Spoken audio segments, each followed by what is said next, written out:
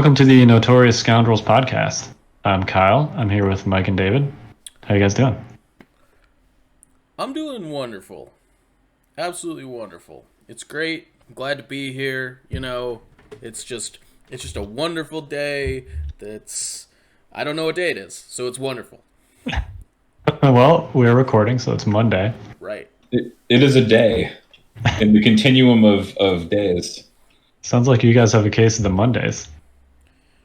My Monday was great. It was significantly better than last Monday. I don't know. This has been a Monday of exceptional quality for me as well. Excellent. Yeah, the weather was great. It was a little windy. Took my daughter outside. We flew her kite I opened a from window. the dollar store. It was crazy. Nice. What? Yeah, dude. I opened a window. It was awesome. That's something. It is. All right. So I know if you were excited to see the thrilling conclusion of me and David's game from last week. Blame Kyle, because we don't have it. Yeah, you're going to be real disappointed because I don't know how to save games in TTS, apparently. The short version is I did not save the game, and therefore we couldn't continue it. So Rebels win with a score of 2-0 at the conclusion of the game. They wouldn't have, but that's how the game ended. Thus highlighting the importance of full-length games. Yes. Anyway, so this week, Invader League is starting up. So this is going to be all about Invader League and more specifically about the maps. Invader League started today on May the 4th. So happy Star Wars Day. May the 4th be with you. Happy Star Wars Day. So there are 5 maps for Invader League Round Robin that the map team constructed, led by Mr. Brad Nerfly, who we had on last week actually to talk about Scarif. So we're going to walk through each of those 5 maps and just kind of talk about, if you're playing on one of those maps, what we think the important terrain features are to plan around, which board edge you should take if you're a blue player, stuff like that. Weird deployment zones to be mindful of, etc. So this is definitely a watch, not listen kind of episode, because this is going to be really hard to follow if you're not looking at the maps. But hopefully, if you're playing an Invader League Round Robin, this is going to be helpful to you. So let's take it away.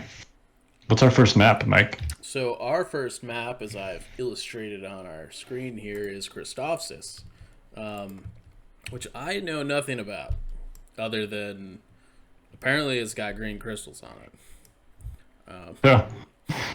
Yeah, this was featured in several Clone Wars episodes.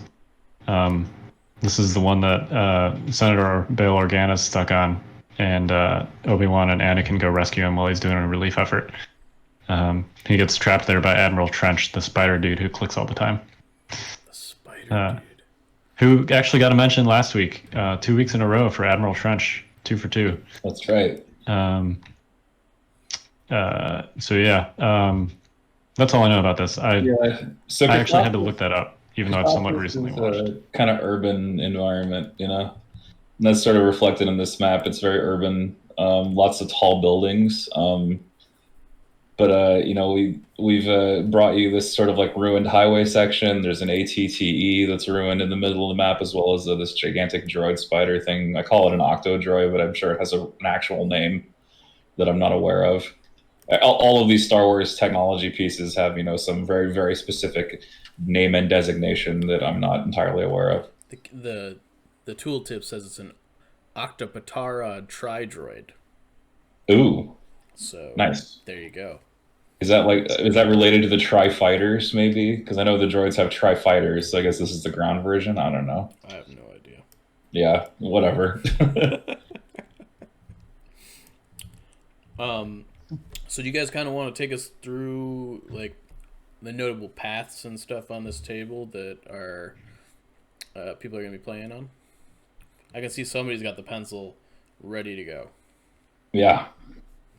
Yeah, it's unclear whether I'll be able to use this successfully or not. You guys know how I'm with technology, but we're going to try. So, well, you saved that game pretty swell. Trying to redeem myself here. I'm a judge for several Invader League groups, and I actually had to, the protocols to like DM people with the link to tier group server. And I couldn't figure out how to do that, so I just had to at them in the Legion Discord and tell them to DM me. Oh, okay. Well done. All right. Anyway, let's see if I can draw successfully. So probably the most dominant feature on this map is, oh, look at that. There we go. Is this ATTE. ATTE. Say that 10 times fast right there. It's real big. There's a couple important things about this. The first is that, like, if you get down on the table, it doesn't actually block line of sight underneath it. This is going to be a recurring theme today, so just keep that in mind. This is not the only ATTE, and it is not the only one that does not block line of sight under it. Yeah. So that's important if you end up on this side. It does block line of sight, like from this direction and then from this direction, like to the nose. Yeah. But, like, if you've got dudes kind of like over here and your opponent can get something over to this side, they're going to be able to see under the rear end of that thing. So that's important. Like, if you're just doing top down, you're like, oh, this is a big line of sight blocker. It's really only like the front head section that actually blocks line of sight. Also means you can, to some degree, fit some minis under there. Yeah, I mean, I think you can probably move under there pretty easily, frankly. Yeah, so there's this weird nuance about movement rules. The only part of a mini that actually is, like, by rules is written, supposed to collide with terrain is the base. So if you can fit a mini's base under a space, they can move under it, which is important, particularly once you get to the midsection here. Kyle laughs about this, but he pulled this crap on me in some really important game. He's like, "Yo, there's this crawl space. It's like half a foot tall. I'm gonna move my dudes through it." And I was like, "What do you mean? That there's no way that can be okay." And he was like, "Yeah, dude, look at the RG." I'm like, I looked through there, and yet again, he's right because he's Kyle. And I think it was a ship. I think I moved like directly underneath a ship. Yes. It was like I don't know if it was an X-wing or I think it might have been like what's the one on Scarif? I'm embarrassing myself here. U-wing. U-wing. Yeah. Okay, yeah. I think it was a U-wing. I think I moved like straight under the chassis of a U-wing. As I recall. To say the least. Yeah, anyway. Technically legal, yeah, I can see that. Yeah, so keep that in mind with respect to this giant ATTE here. Yeah. You can definitely move troopers under it, and they can definitely see things that are far away. So a sniper could get open shots on enemy deployment zones. Yep. So if you're on like this corner of the map, that's probably the line of sight blocker that you're going to be most utilizing. If you're in the other corner, it gets a little more awkward. I actually think this rock right here is like the best line of sight blocker with proximity to the center. It's just tiny. So you're going to be able to put, like a single model, like a Luke or a Dooku or Grievous or whatever behind there, and they're going to be able to threaten the middle. But, like, you're definitely not going to be able to hide more than a handful of minis behind that thing. It's also worth noting that, like, this is really the best place to hide behind this rock. if you're coming from this direction. Well, I just like this is the best face to hide behind just because it's flat against the opposition. Like the fact that this face is like open to all the stuff over here is like not great. Yeah, like if your opponent puts stuff up on this walkway, which you can walk on, they're going to be able to shoot that angle there. Yeah. And same with like, from this barricade over here, you're going to be able to cover that opposite face. So could we safely say that if you're a blue player with like standard deployment zones, you probably want that side of the board? The highway side? Yeah. The side with the ATT on it, yeah. I think so. I don't think you're like hosed on the other side. Like this is a really useful big piece of heavy cover, this spider droid thing. There's more barricades over here. You got some up here, you got some up here. Is there any light cover on this board? I guess these crates are light covered. The craters, yeah. Oh, the craters are light covered too. There's a lot of this is a heavy cover dense board, I feel like. It is, but so notably the flat crystal structures, these are light cover. And then yeah, the craters are light cover, and then the boxes are light cover. But yeah, I think if I were playing this, I would take the side with the giant walker on it. So let's look at some of the more weird deployments, because if you've got like Danger Close or Hemmed In or Disarray in your deck, you got to be mindful of that. So let's take a look at good old fashioned Disarray first. So there's Disarray. This one kind of turns it on its head a little bit actually, because red player has, I think, both of the good corners really. There's almost nothing over here. Like there's this rock, right? But that's pretty easily flankable. And there's no line of sight blockers whatsoever in this corner. So Yeah, are you'll the get crystals technically not line of sight blocking? They are. I mean, they're opaque, right? Like you can see through them. Yeah, they're supposed to be line of sight blocking. Should probably talk to Brad about adding that as a tooltip. But yeah, I believe they're supposed to be line of sight blocking. Full disclosure, I was on the map team, so I've seen these before. Which is why I'm talking about things like tooltips. But yeah, I think that they're supposed to be that way. The only time it really comes into play is with that one right there, I think. Yeah, I think the rest of them are too small to really block anything. Yeah. This big one right here definitely is large enough to hide like a single model behind at least. Yep. Yeah, that's a good question for Brad. Actually, we should clear that up. But yeah, I think probably if you're banking on Disarray, it's less ideal. Disarray kind of flips the corners. I don't know what do you guys think. I mean, that's pretty much what I was going to say too. Is just red. I think gets the advantage when you do that. So I don't think Disarray is worth it to go for as blue on this map, unless there's some like really outstanding reason, like your opponent's army really can't handle it that well. Like if they're running a clone ball, maybe you want them to you don't want to force them to deploy something in a corner so you can run it down with whatever units you have. I don't know. I sort of feel like clone balls are all running R2 now, which you don't really want to play on Disarray. Yeah, that's accurate. Yeah, it's better to prevent R2 from scoring on Disarray. Yeah, Disarray is like R2's favorite thing Yeah. in the world because there's usually one unoccupied corner you can run to. Yeah, and or Padme. There's quite a few people running both R2 and Padme. Yeah, that might just be their answer to Disarray. Is like, fine, you want to bid for Disarray? I'll just run 2 secret missions. Yeah. Well, I'm bidding for Disarray and running 2 secret missions. So. There you go. There you go. All right, let's look at another R2 friendly deployment, which is Danger Close. Danger Close. Ooh, it's this is worth interesting. noting that the blue deployment zone here is just like not showing up well on camera because it doesn't.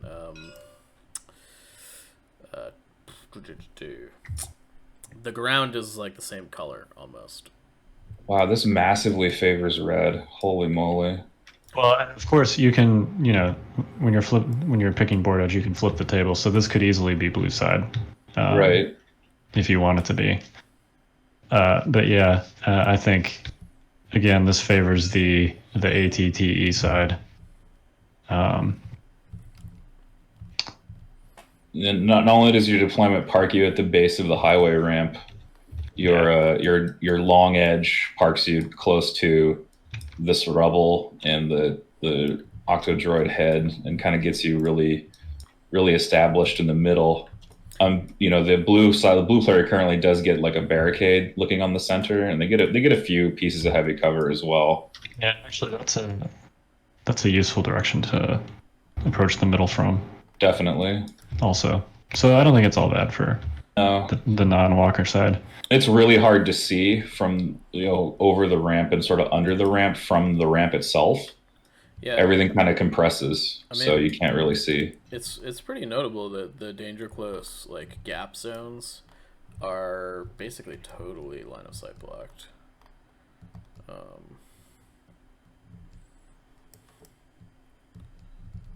Yeah, that's interesting. Well, be careful I though. know that's Because, something that Brad thought about was the Danger Close deployments. Yeah. I'd be careful though because a stap or a speeder could fly over that and instantly be on you. Yeah, Yep. I mean it's actually really good for those, right? Like if you put set up like a couple staps here, just like wait to come over the top of it until the end of the turn, like you could really wreck somebody. Yeah, you just zip in and attack, and it'll be really fast. Yep. They'll be in the open. All right, let's look at the last weird zone, quote unquote weird zone, hemmed in. All right, so if you take the Walker side, you're going to be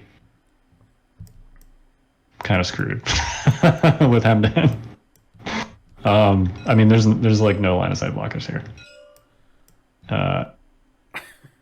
Right? I mean, Yeah. you're not wrong. There's hardly anything. Yeah. Well, So okay. To be fair, you could scout behind the sort of triangular rock, right? You could scout to there and then jump or whatever with like Sabine or whoever. Yeah, and the close side of this Walker is, within a speed 2 move, which isn't bad. Right. But if you were to, here, let me just flip the map. There we go. That didn't. That flipped the deployment zones as well. Yeah, it did. I think you got it. That's not helpful. There you go. Yeah, just turn it back on. There we go. Yep. Okay. Yeah, on the other hand, if you pick the Walker side, you kind of already start with like one side of your zone completely covered. Sort of. I mean, like, they can definitely see under portions of this. Like, Yeah. anything you put, like, up here is still going to be able to be seen, for sure. Sure. It's just like this is a nice spot for, like important units that need to approach the center. This is where Operative League goes. Yeah, exactly. I'm not actually, speaking of, how tall is this thing? That looks like height. It's height 2 1 at the top, height 1 everywhere else. Yeah, I mean, it's classified as height 1 on the tooltip. Okay, well that's what it is then. Whatever it's classified as, that's the important thing. Okay, you guys got any final thoughts on Christophsis? No, I think we've covered pretty much everything. I just think like that you made a sort of macro level point earlier in the discussion, which is you really just have to figure out what angles you need to control to undermine your opponent's deployment if you're red.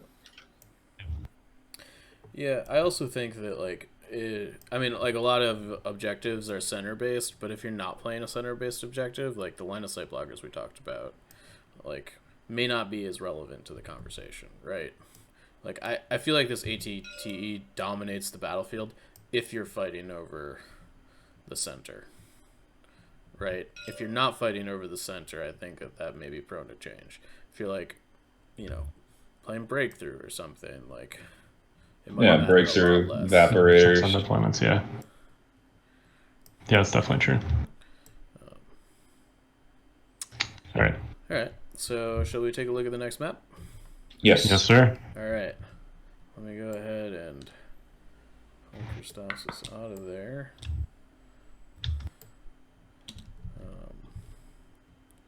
Go ahead and load this map.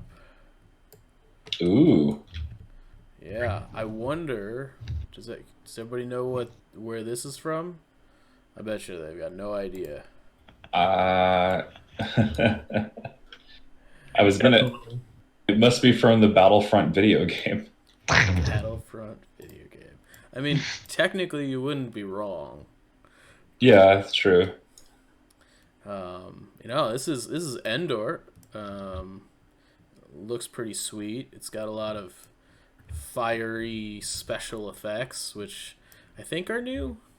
I don't think I've seen. I guess there might have been one map that had them last season, maybe.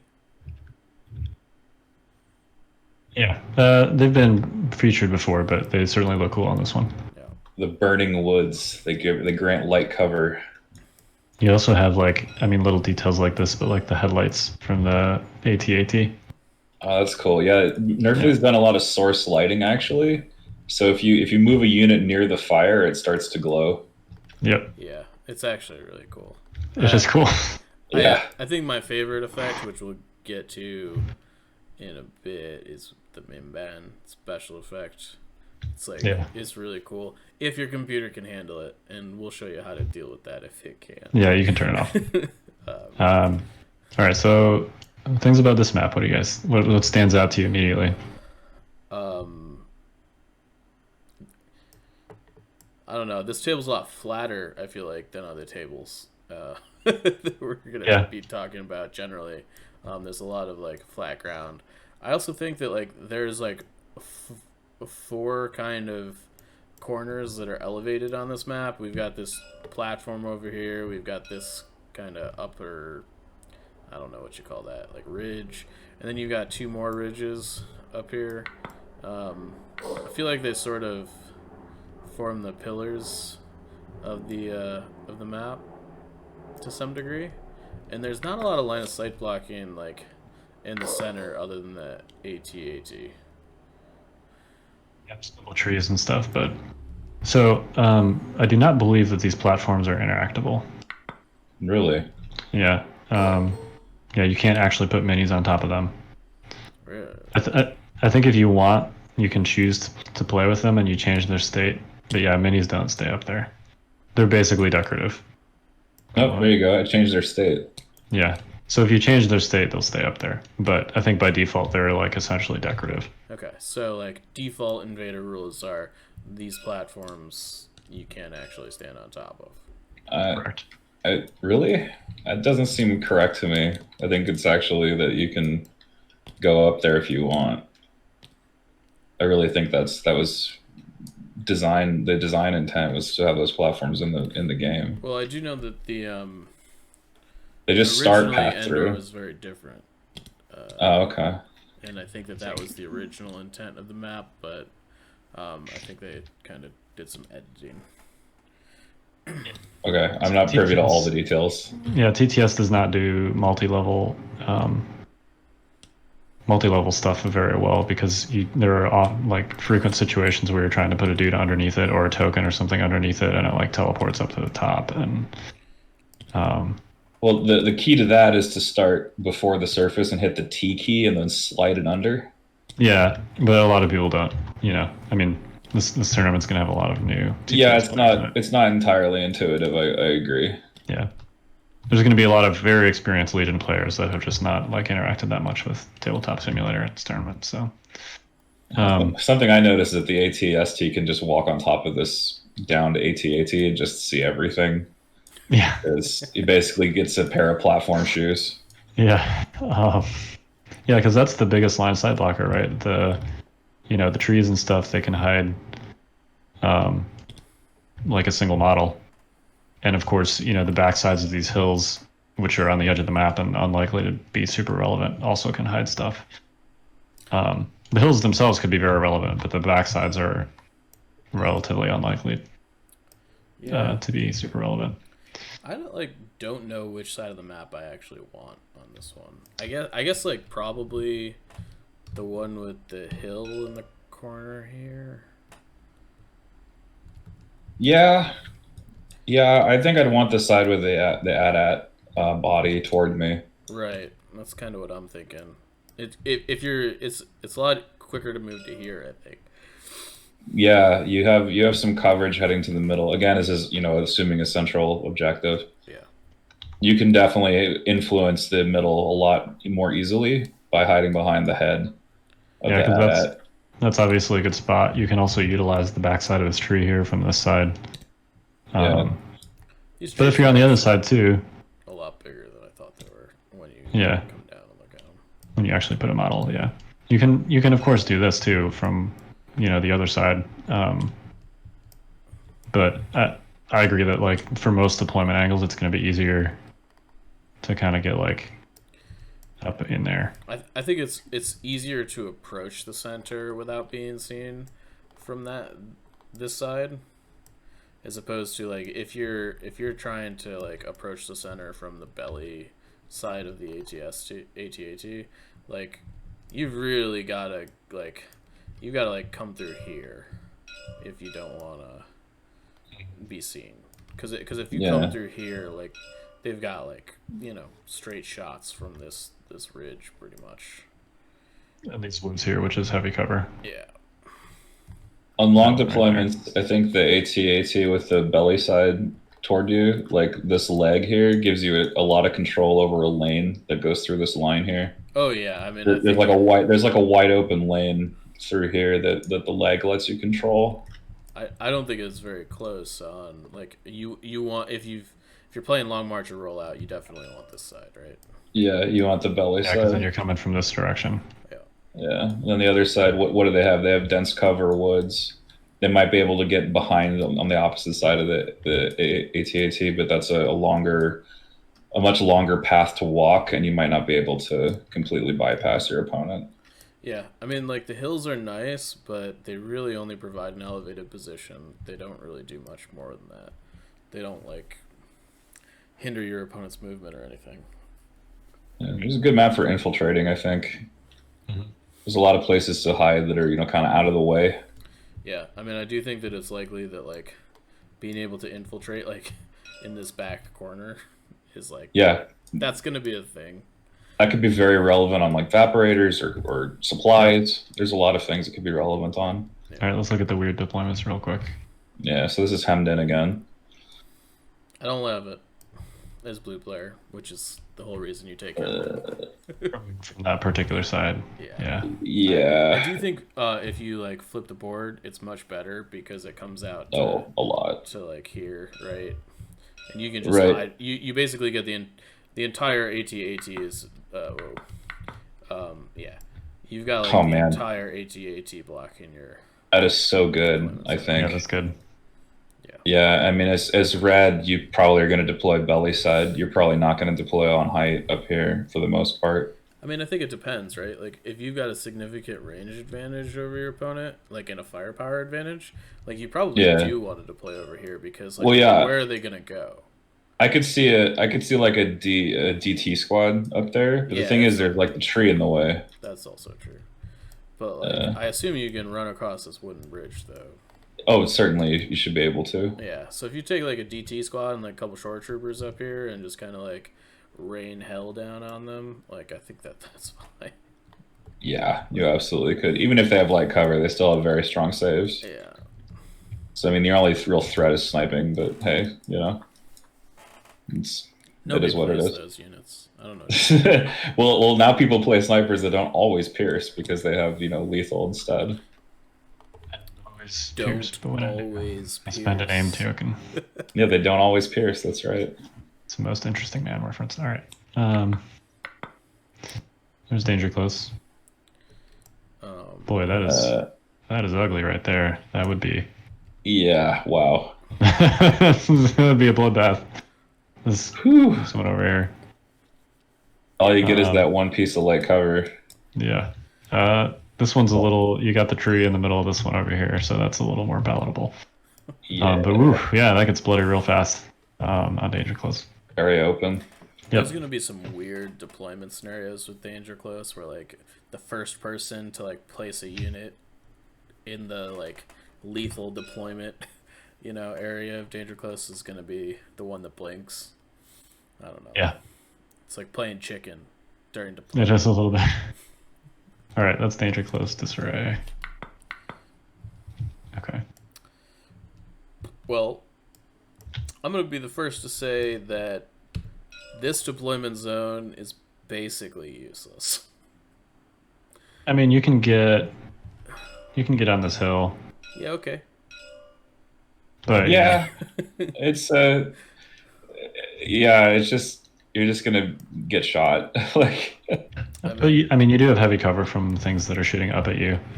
yeah, fair. I mean, you lose half of it, basically. Like, you're not putting anything, like, here. Yeah, Right. probably not. Sorry, go ahead. No, after you. You get Mike's right. You get like a 2x1 or 2x1 essentially to put your stuff in. Maybe like a 2.5x1. Yeah, don't love it. Yeah, don't love it. These are better though over here, both of them. I think. Yeah, I think you're probably just playing on Yeah. frankly. Yeah, virtually. Yep. And I think once again the AT-AT is proving effective here Yeah. because you have room to breathe essentially. You can actually advance on the middle without a whole lot of danger unless your opponent deployed on the hill up here. So like if they don't deploy on the hill and you deploy behind the back of the AT-AT, then you're basically free to go to the middle just like on your leave. And plus like R2D2 also has a crazy easy path back here behind the behind the trees here. This is really easy for him to walk if there's nothing nearby. It's not really obscured, but it's just completely open for him to go through. Yeah. Cool. You guys have any more thoughts on Endor? It's got a lot of trees. I'm looking forward to playing on it. Like, I think this is one of the things I'm looking forward to playing on the most. Is just because it looks amazing, and I think it looks like it's going to be a fun game just from the terrain. Yeah, I think this map's like pretty balanced. Yeah, sometimes you kind of just know just by sight that this map will produce fun games. Yeah. And this has it. Totally. All right. What's our next map, Mr. Barry? Our next map is a map that we've seen before, so we probably don't need to spend a ton of time on it. But in fact, I'm pretty sure our man David here knows it very well. I know it very well. Yeah. It's that one map that I got smoked on. I don't know what did we play that game? I don't think we saved it. Nobody won or lost that game. Either. God. No. I'd prefer we forget it even happened. Oh, he did put an arcade there. Look at that. Oh, look at that! Hey, he followed our advice. That was one of our points of feedback from that game. Is put them there. Yeah, that helps. That helps the other side a wee little bit. Yeah, so I don't know that given that we talked to Brad extensively about this map and also played a game on it, I don't know how much more to say about it. I think you could make a case to take either side. Yeah, this is a very balanced map too. We'll rehash real quick that scale was excellent on this map. Mm-hmm. Like, holy crud, was scale excellent. Yeah. It's a droid player with BX droids and Grievous. Like, yeah. It's their dream. It might even be... Never mind. Well, I think it's paradise for them. We are at a beach. This is not an NSFW channel, Mike. All right. I missed it, but I think I'm glad I did. Yeah. All right. Yeah. So this is. I think this is the most. I agree. This is the most balanced map as far as like what side should I pick? I don't know. I think one of the biggest reasons is that this bridge grants cover to just about everything that's far, far away from it. Yep. Because we discovered. It's just like a thick block that kind of sits on the ground and covers up people's feet. Yep. Basically, if you're more than like 8 to 10 inches away from it and you're shooting across it, it's going to be heavy cover to whatever you're shooting at. Yep. All right. Deployments. Yeah, we can look at the weird ones, I guess. We played a pretty conventional game, so let's look at those real quick. Yeah, we played Major Offensive. We did. Like the most conventional deployment. Wow, those are... Wow, those are pretty empty. The only one I like is the red one here. This is the only one I like. This one's even then. I mean, you got like a little rock over there. I don't know. Yeah, Disarray is a bloodbath on this map. Yeah, I'm noticing that immediately. Well, ATRT players, take note. You got some openings to drop your RTs down and slaughter. Because the RTs love open shots. They just love deleting droids and rebel troopers with open shots. Yep.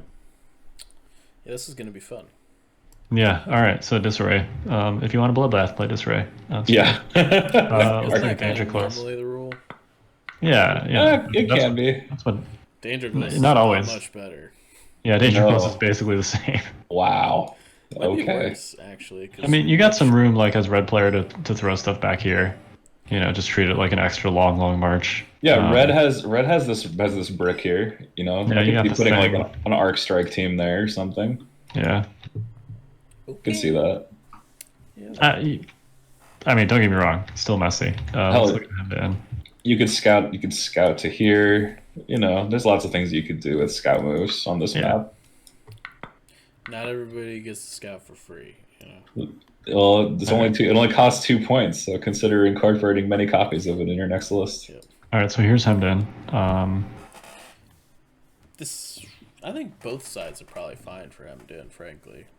Yeah, they both have access to line of sight blocking, and it's kind of central.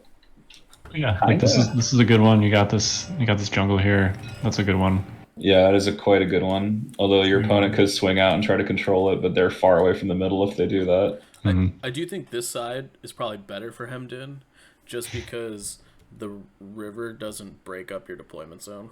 Mm-hmm. Yeah, like if we flip it. Um, Yeah, like this just Yeah. splits Yeah, it like- in two, right? I mean, like your cover is undeniably better, Yeah, It's- because you get this double barricade now and the line of and sight this line of sight blocker. blocker. Yeah. but Yeah. I don't know.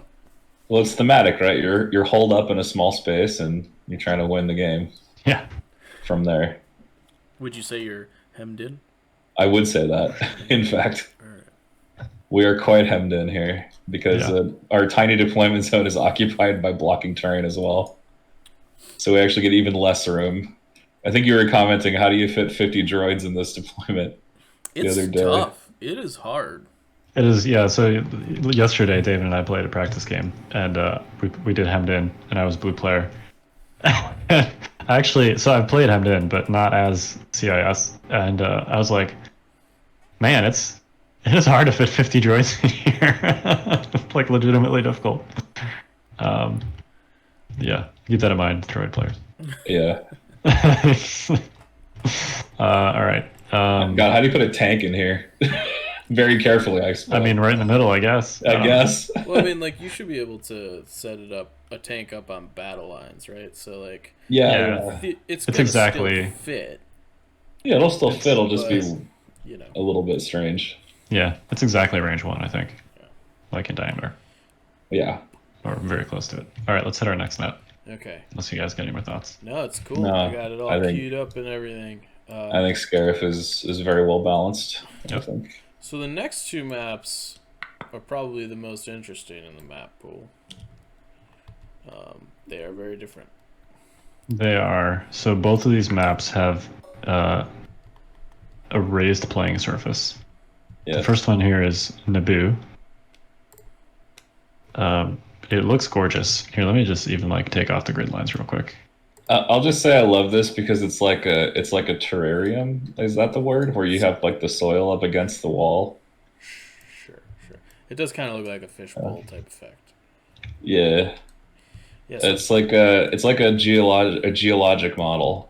You know, where they show the layer, the strata underneath the ground. Yeah. So Yeah, this it is reminds me of that. the rolling hills of Naboo, and I guess this is the first of two maps that we've ever had that has this elevated off the surface of the table, which provides some interesting changes to like how the game is played, and that like you can just be like back here and just nobody can see. Yeah. You know. It's weird. This reminds me actually of a world's map where it had like all these like jungle trees that had tree roots. Mm-hmm. So Yeah. there were like gaps in them, but nothing was truly like no individual piece was line of sight blocking. But like if you had like two of them next to each other, you know, like two of them viewed through each other was line of sight blocking, which essentially made it like playing on an open table, but with lim vis range 3 for the whole game, if that makes sense. Yeah. And this strikes me as kind of similar in that like the long sight lines are broken up, but once you get to like a range 2 or less, you know, you've got, of course, these two big pieces here near the center, which are like legit like hard surface line of sight blockers. But other than that, you know, you've got the occasional rock and stuff, but like this is, I don't know, it's hard to, this is definitely not a map that you can play top down. No. Like you're gonna have to. I'm actually playing LJ on this map. Which and is I assume that will be streamed this will Friday. be streamed. Yeah. Yeah. So we're gonna be under a time limit because it's being streamed, and I'm just, you know, like every line of sight check I feel like is gonna be getting down to the table and looking. This is not gonna be one of those maps where you've got like a dude here and a dude here, and you're like, yeah, they can see each other. I'll go ahead and boom, you know, flip, attack, roll dice, like. Well, that might be You're a gonna have to bad get down. example, but like. Well, right, but you know what I That's mean. open shot, yeah, but I know what you Yeah, mean. yeah, you know what I mean. It's like. Yeah, Dude here, dude here. Like that looks Yeah. like you should be able to see each other, but maybe you can't. You know. Yeah. No. Right, because you're hidden behind this sort of this ridge, you know. Yeah. Yeah. So, uh, some things that are worth noting if you're playing on this map. Do you guys want to go ahead and turn on the deployment zones real quick? Yeah, we can do that. Let me turn this Yeah. on. I'm sorry. Did Yeah, you you turn on can. the deployment zones? No, we turned them on. Okay. So yeah, you can't see the deployment zones because if you take a look at the outside of the thing here, the deployment zones are still at ground level. So I would highly recommend you turn the grid on, and if you haven't done that before, go to options, grid, just like I'm doing right now. Go to show lines, and check or uncheck this box.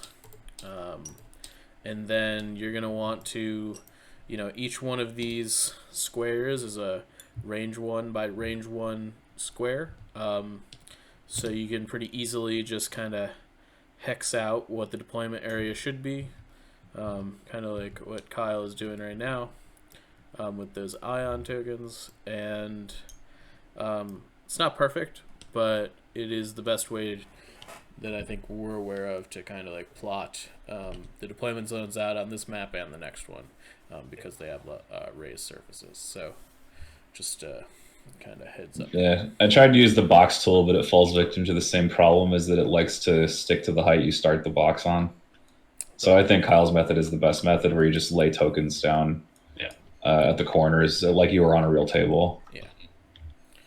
Yeah, you just gotta, and the grid it makes it even slightly easier than it would be on a real table. But Definitely, there's Yeah, no that's- inexactness. yeah, the raised table thing looks super cool. This is not something that you would really be able to do without a great deal of effort on a real table. So I think they wanted to try this for TTS. It's going to be interesting. I have no idea how it's going to affect our game. With those long sight lines being broken up, what do you guys think of table sides? I'm going to ask you. So I have the bid against LJ at the moment, unless he wild cards me. So if you were to tell me which side to pick on this map, what would you tell me? I'm taking a look. Yeah, I'm taking a look as well. I think the answer is this one.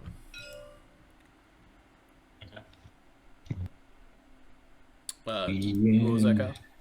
Why do you say that?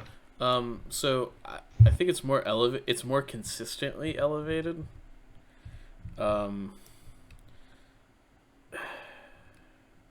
It's sort of tough to tell what's going to be line of sight blocked and what's not. But I think that like if you're standing like on top of these rocks, you can kind of see most of the other side of the table. Like clearly there's like this is going to be LOS blocked and this is going to be LOS blocked, but I'm not sure you can do much about that. And like the other thing is, like, if you get battle lines or like anything like that, I think this side of the table is also just better.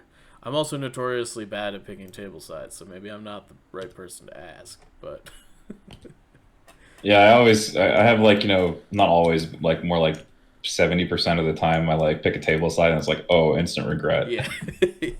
like 70% of the time it works every time. Exactly. Yeah. So I think, I don't know. I'm trying to figure out what the best deployment for accessing the middle is and trying to get behind the blockers. Like, I think like controlling this ancient statue is going to be really important. If you're playing like a Grievous, if you're playing Grievous, or if you're playing, some other high value single model, say like Luke Skywalker. Dooku's gonna be really good on this map. Yeah, he's gonna be nuts because he'll just like launch out there and be like, "Oh, hello," and murder you with his lightning or any other thing he wants to do. But you can't see him until he's too, on top. especially from this direction. Yeah. Right, you just can't see him because he's not gonna be on top of you. It's weird. It's really weird. And like getting up onto this promontory is also really good if you're like a jumper. Like Sabine loves this like big promontory here, where she can just drop bombs on the middle. She loves that. Wonderful. you would pick. Which side, David? I'm still figuring it out. Okay. I don't know if you were playing my list, I'd probably choose this side, which is the opposite opinion. But I don't know. I think for like a more conventional list, I think the ancient statue side is probably your game.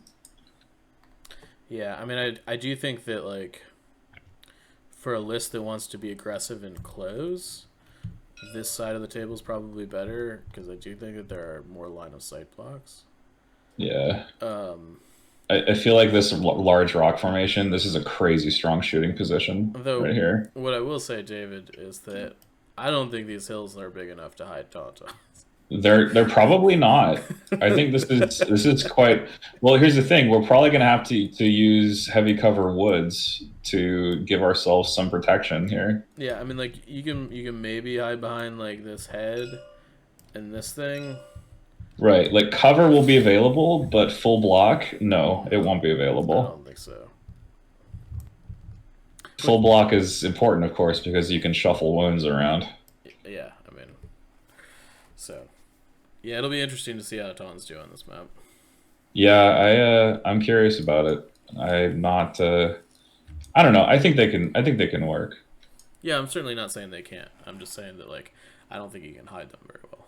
No, we definitely can't hide them. We're gonna need to bid essentially and try to get those close deployments like Disarray or Battle Lines. Why don't we look at Danger Close or Hemmed In next and see what they do on this board? Be able to bring up the zones, but Yeah. hemmed in is essentially like, at least from this end, those are your two close corners, and then Yeah. these would be your two far corners. Oh man, Hemmed In. That's wow. That's a tough choice, I think, on Hemmed In. I like this one, but I think the opposite end where you have this front area and you just have very easy access to the shooting position because this is the highest ground available right up here. Yeah, so it's basically one of these two zones right there. Yeah, exactly. I don't know. This one, I feel like this one has better line of sight block generally. It does. It does. This one has this gigantic heavy cover forest, which is helpful. Right. Um, So I guess you're protected doubly by this position too, right? Because not only do you have the rock to protect yourself from low ground shooters, you also have the forest to protect yourself from high ground shooters. So that's kind of a double protection there, this promontory up here. Yep. You keep on using this word promontory, and I gotta be honest, I have no idea what it means. Oh, it just means a rock formation. Okay, all right. A prominence in the rock. Okay, all right. My ignorance is showing, but I had to ask the question. No, you're not ignorant. I use $10 words too often, probably. All right. We'll see. Danger close. This is going to be what? Well, do you have a turn? I mean, it's basically going to be. Just put it in the thing. We can at least the outline should be around the base of the. Yeah. Yeah. There we go. Yeah. So red is out to here. Yep. Basically, it's that. And then it should be 3 in. 3 in. Yeah. Yeah.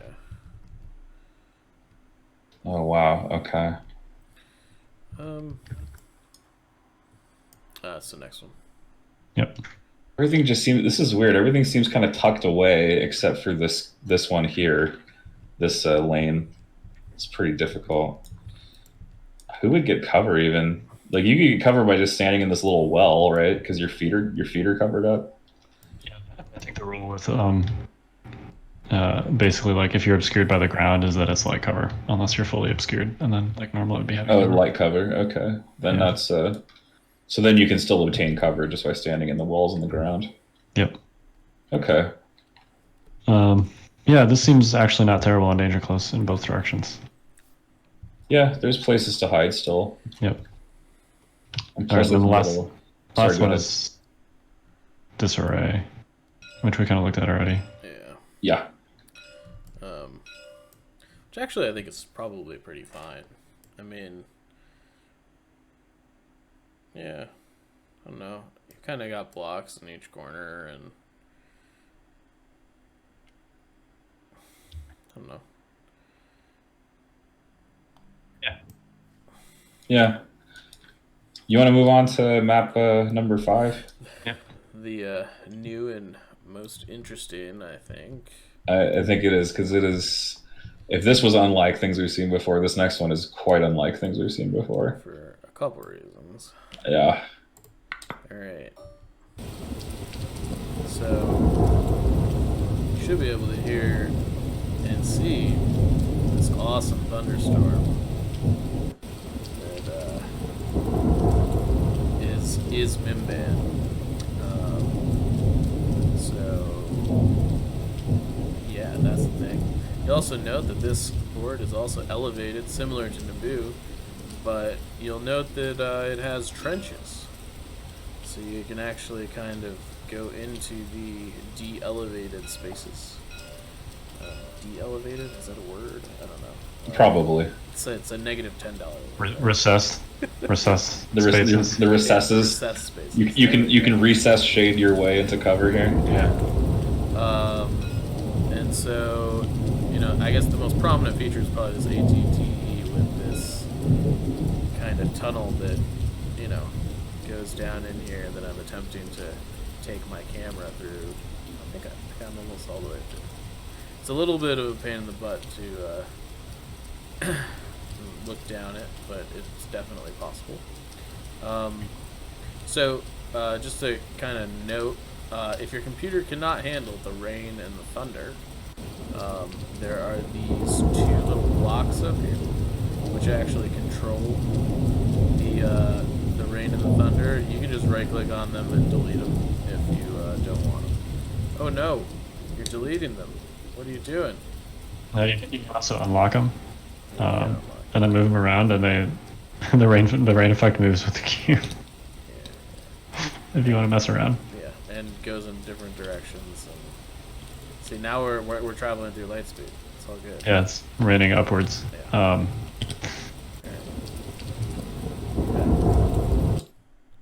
Yeah. So that is super cool. I turned it off in my games just because I found it to be distracting, but it's a very excellent ambiance. Yeah. Super environmental. So the first thing about these trenches is, as you already noted, they're of varying depth. So like this guy, when he's in the trench, it's fully obscured there, but not there. Picked a kneeling model. That's a bad one. But yeah, basically, like, there are parts of the trench where you're going to be fully obscured and parts where you're not. It's relevant for a variety of reasons, right? Because not only is it relevant for being obscured, which you'd be using the silhouette, but like there is a point where you can move over the wall of the trench that is just difficult terrain, like right here, and there is a point where if you want to move over the wall of the trench, you actually have to take a clamber action or a climb action. So you got to be a little bit careful with how that works. Right, and similarly, there's parts of the map where tauntauns can't move across the trench, but there's points where the trench gets shallow enough that tauntauns can move across it. And same goes to with vehicles, I believe. And dewbacks. And dewbacks, yeah. God. I should not forget the other creature troopers in this game. Man. It's like people don't understand they exist. I'd be curious to hear. So our colleague Bushfax, Mr. John Bushman, got all the list data for Invader League. So we're gonna have at some point, maybe not next week because I'm sure that it will take a while, but we'll have some kind of like macro level list breakdown of unit counts and stuff like that to talk about, which I'm super excited about. I love that kind of stuff. So I wonder what the quantity of dewbacks will be. Probably about the same as the number of Han Solos. I bet you the number of Han Solos will be higher than the number of dewbacks. I bet you the number of Jyn Ursos will be higher than either of them. I mean, I think you're right. I've actually seen quite a few Jins already. And Yeah, so, same here. that's There's because there's a people are number. excited to be like, I'm gonna play Jin Cassian K2. Right, I'm gonna run the Rogue One theme army, Yeah. which is yep. awesome. You know. I don't know how effective it is, but it's awesome to look at on the board. It's actually pretty decent. Yeah, yeah, At least against red save armies where her small pool but Pierce counts for more. definitely. They can both be a another piercing unit, basically. Yep. So I'll let you guys talk about this map. Well, there's Overall thoughts. overall thoughts. It's line of sight blocking is confined primarily to one side of the board. Yeah, these generators and the downed ATTE Yeah, are it's definitely the main LOS blocks. Not including they're the trenches, which may or may not be blocking line of sight depending on where you're at in the trench. right, depending on where you're standing. In fact, I put an R2D2 model in the trench just to demonstrate this fact that his silhouette is really quite tall. Yeah.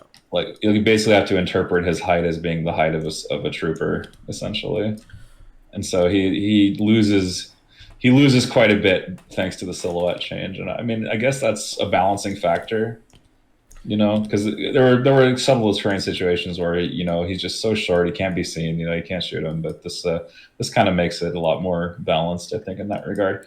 What I was going to say though is that these generators are great for hiding troopers behind. So they are definitely places to put strike teams, places to put Sabine Wren, places to put Luke Skywalker, anything you really want to use that hides well or has a jump to maneuver over it. And similarly, there's a rock here that's also quite good. The other thing is that near the center, the rock formation is very thin. It's just kind of like this really thin spire. So cover will be available, but again, I don't think line of sight blocking will be as available. I think that's kind of the point. I feel like the ATST on this map is going to be godlike. It's great at looking down into trenches and murdering things. So hang close to the front edges so you get something against it. Because if you don't, you might be very sad. Yeah, I mean, we'll see. I don't know. I do think so.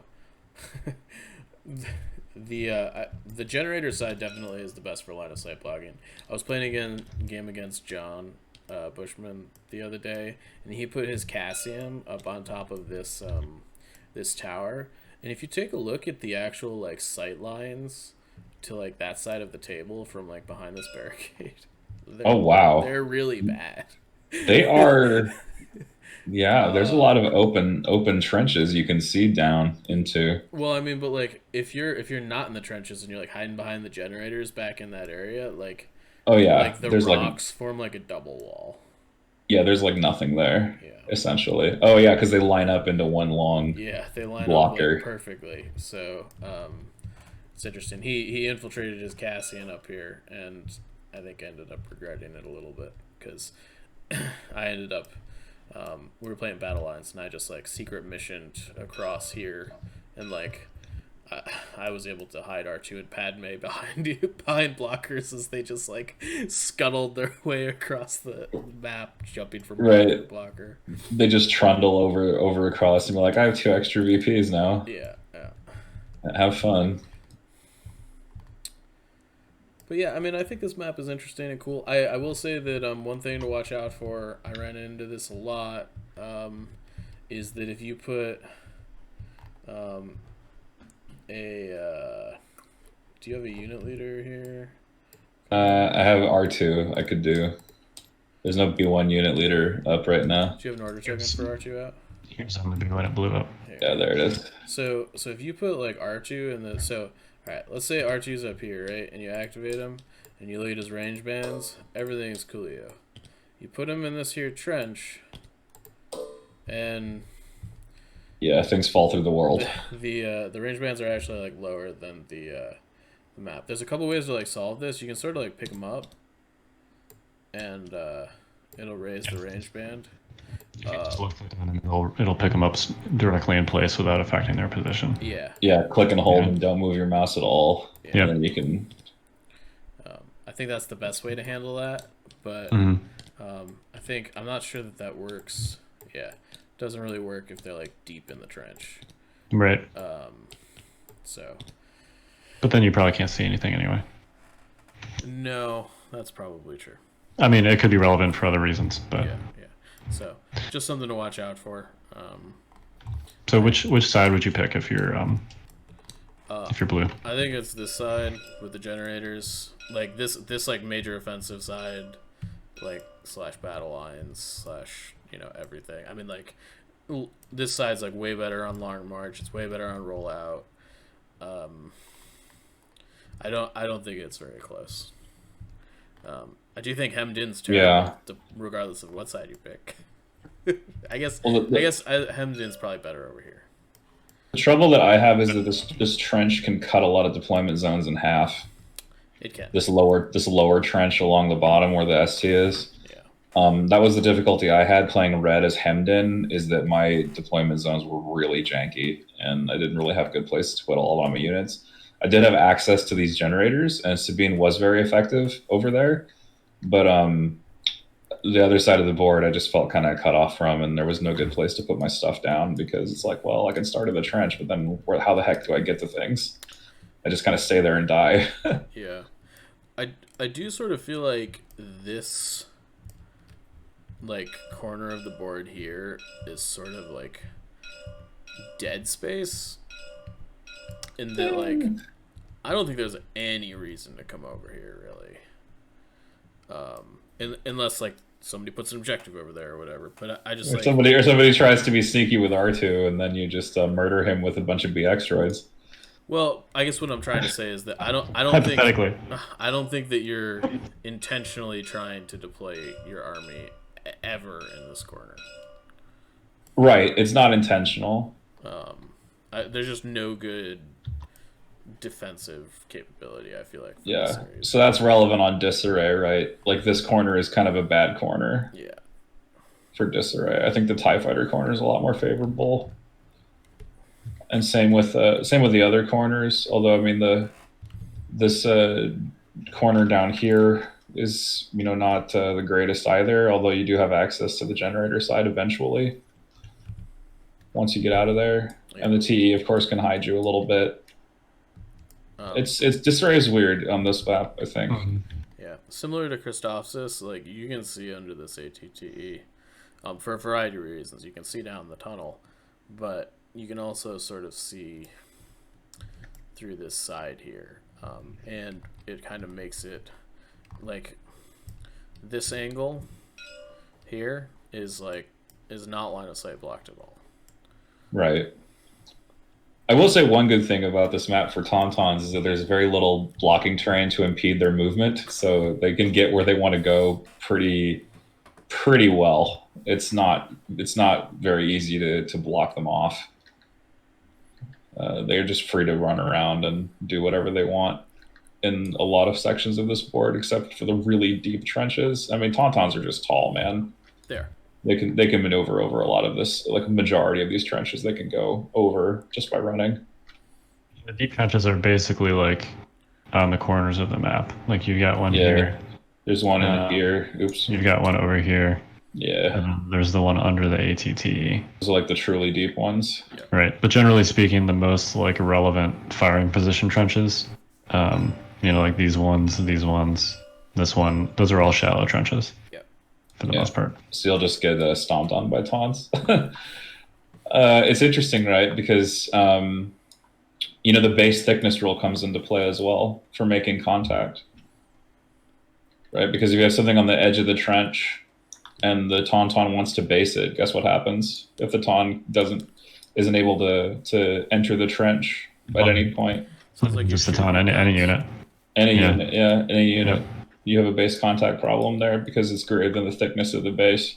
Mm-hmm. I mean, some in the community think that's a bad rule and that it should be the width of a base, but that's fairly large.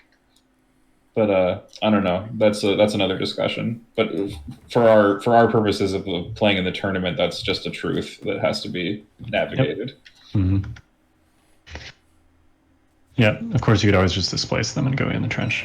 Right, you can wander into the trench, It's- but again, there's like, it depends on where you want to end. And Yeah, the it's- answer is you can't end out of it. It's more relevant for small base trooper minis that want to base things. Exactly, because they go slower. And they can't displace, yeah. Yep, exactly. All right. You got any other min-ban thoughts? Did we look at Danger Close? We did, didn't we? I don't think so, but I think it's going to look very similar to Disarray. It's going to look pretty similar, yeah. So it's notable that the Danger Close ones are actually like these bridges pretty much define the empty zones. Ah, okay. I think they're actually basically uniformly in the middle of the Danger Close divide. So it's actually pretty open, frankly, with the exception of, I mean, if you're able to get cover from the trench bridge, but yeah, this is probably one of the more lethal maps for Danger Close, I think. I think so. Especially because you might have to actually climb down into the trenches in some parts here. If you're not able to start in a trench, Yeah, you might actually have to climb down. Although this is like a difficult move, maybe over here. But the trenches are going to be your salvation. You just need to get off the ground level because you're going to get destroyed up there. Unless you have the barricade or something. yeah. Yeah. But no. Oh, the middle. One more thing. The middle is not difficult. No, yeah, the middle is light cover, but it is open. Right. So most of the time, craters are considered difficult. Like this mud is considered difficult, for example. But this is just a smooth kind of crater, and it's dry. Apparently, there's no difficult terrain. It's basically for balance reasons. Yeah, it's more for balance reasons than anything else. Right, lads, any final thoughts? No, I mean this is this season's Invader maps. They're definitely new, cool, and will be very interesting to play on. So I'm excited. Yeah, this coming week is jam packed with games, and so you should be able to watch a game on whatever day. I think there's going to be a lot of people streaming now. I know that I'm doing one on Thursday. I might be co-casting one tomorrow. Yeah. And I know that Dash, you're going to do on Friday, right? Yeah, so I'm casting one tomorrow night, and I'm also casting one Friday. The Friday game is Kyle versus LJ, so that should be fun. I believe Zach, the TO for Invader League, is going to be joining me for that. So awesome. You guys are both going to heckle me. Yes, we are going to heckle you for sure. It's going to be a great time. So I've been kind of like prepping my Twitch channel that I've used like twice because I've got nothing else to do right now. So I figure why the heck not just stream some Invader games? It'll be fun. So yeah, I'm kind of toying with some Microsoft Paint tech too to see if we can do some janky drawing on things while the players can't see it. So we'll see how that goes. Yeah, that's always been the challenge is, you want to draw on the board, but the players can see it in the client. So you want to find a way to do it outside the client. Yeah. So we'll see how that goes. I saw some interesting concepts on some StarCraft streams over the last 2 months because I haven't had much else to do. And so, yeah, we'll see how it goes. Cool. Yeah, man. Looking forward to it. Yeah. Jay wanted us to say there's a new episode of the RPG out this Friday. He did. He also wanted us to let people know that mats, I believe, are shipping. We probably should have said that at the beginning of the episode, but here we are hitting the news segment.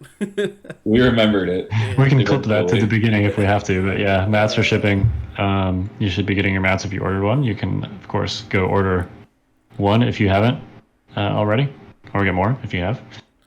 They're pretty awesome. Some of these, in fact, how did we neglect to mention on several of these maps that the base of the table is a render of the 5th Trooper maps. So the Mimban, you can see this here in the corner, the 5th Trooper. This is a 5th Trooper map. Thank you for the ping, though. Yeah. Okay. Well, I can't see what you're zooming in on. I know. This mat is a 5th Trooper mat. You can buy this in real life. Same with the Endor one, the Scarif one, and I believe the Naboo one. Yes, Yeah. the Naboo one also. So all of them except the Christophsis mat you can buy as 5th Trooper mats, and these are what you're seeing here is essentially like a render of the 5th Trooper version of the mat. Yeah, So without the trenches, just to be clear. yes, the trenches are not on the actual mat. The mat is flat. The real mat is flat. But yeah, if you like how this looks, go check those out. And good luck to everyone. Good luck to you guys. Good luck to everyone else playing in Invader League. It's 192 players, so we won't be hurting for games. I'll tell you how much. Yeah, definitely not. I'm not looking forward to my group games. Yeah, I'm tough draws here. Yeah, my group's fine. I have Daniel Lupo in my group. Yeah, he's good. He's real good. All right. Well, so we are the Notorious Scoundrels. I'm Kyle. I'm Mike. I'm David. And good luck, everyone. We'll see you next week. May the force be with you. Thank you for signing off properly this week. I really I get one mulligan occasionally, right?